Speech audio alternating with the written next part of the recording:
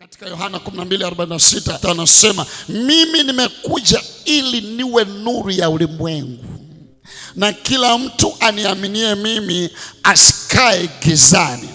Asikae gizani. Kama unamwamini Yesu, maandiko yanasema hauwezi kukaa gizani.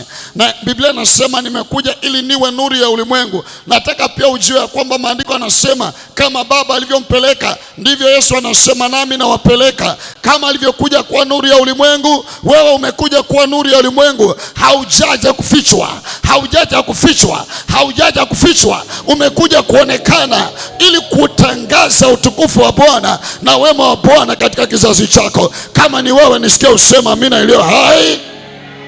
Alitumwa ulimwenguni kuangaza. Ndio maana tunaambiwa alivyozaliwa katika Mathayo sura ya 2. Mathayo sura ya 2 kuanzia mstari wa 1 mpaka wa 8. Alipozaliwa, maandiko anasema alipozaliwa katika Bethlehem ya zamani ya Uyahudi, anasema tazama mamajusi wa mashariki walifika Yerusalemu, akisema, mstari wa 2 anasema, yuko wapi yeye aliyezaliwa mfalme wa Wayahudi? Kwa maana tumeiona nyota yake ya mashariki. Anasema tumeiona nyota yake mashariki. Tumeiona nyota yake mashariki. Tumeiona nyota yake mashariki. Wote tunatokea mashariki. Tumeiona nyota yake mashariki. Tumeona nyota yake. Jua linatokea mashariki. Kadababosia. Jua linatokea mashariki. Tumeiona nyota yake mashariki. Na tumekuja kumsujudia. Hawaji kulishuhudia wewe, wamekuja kuishuhudia nyota yako. Nyota. Utaelewa baadaye. Tumekuja kumsujudia. Yani, can you imagine mtoto amezaliwa na wanakuja kumsujudia kwa sababu nyota yako. Kotalabaya. Nisikilize, ukiona dharau katika maisha yako ujue haujaangaza bado. Haujaangaza. Yani wakati unaanza kuangaza, umri wako haujalishi. Kisomo chako hakijalishi. Ulikozaliwa hakujalishi.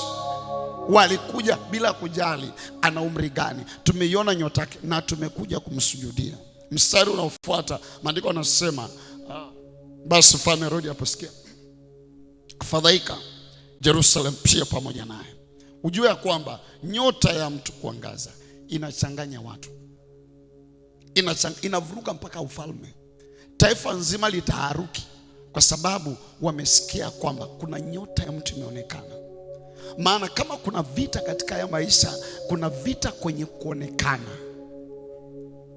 Nyota ikionekana ni hatari. Kuzimu kuna juu. Anasema Jerusalem yote pamoja. Angalia mstari unaofuata. Anasema akakusanya wakuu na makuhani. Yaani sikiliza, huyu mtu mmoja aliyezaliwa analeta shida mpaka ufalme mzima. Waandishi, watu wakatafuta habari kwao, Kristo atazaliwa wapi?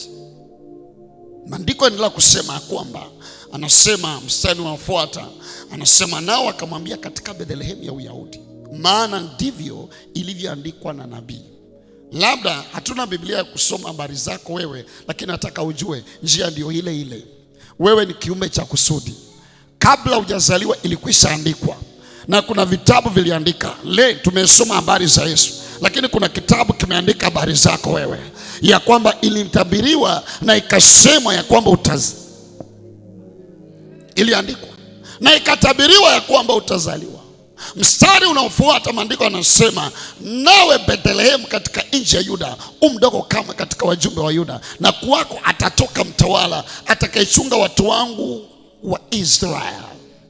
Nisikilize, kadabosi ya labayanda. Nyota yako haiwezi kuangaza usiwe mtawala. Haiwezekani nyota yako kuangaza usiwe mtawala. Ndio, kuna watu wanatawaliwa, lakini kuna watawala. Na unatawala kwenye ukanda wako. Holy Ghost, nisaidie watu wako wapate haya. Eneo lako la kuangaa ama eneo lako la unyota wako, hilo eneo lazima utawale. Utatawala kwenye unyota wako. Na nisikilize, kila mmoja wetu, zaidi ya watu bilioni 70 duniani, kila mtu ana upekee wake. Na kufunuliwa kwa upekee wako kutakufanya utawale hapa duniani.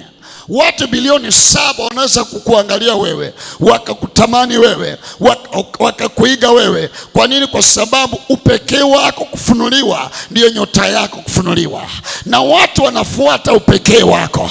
I prophesy katika jina la Yesu, upekee wako hautafichika. Ninakuombea jioni ya leo, upekee wako utafichuliwa na dunia itauona na utaiongoza dunia.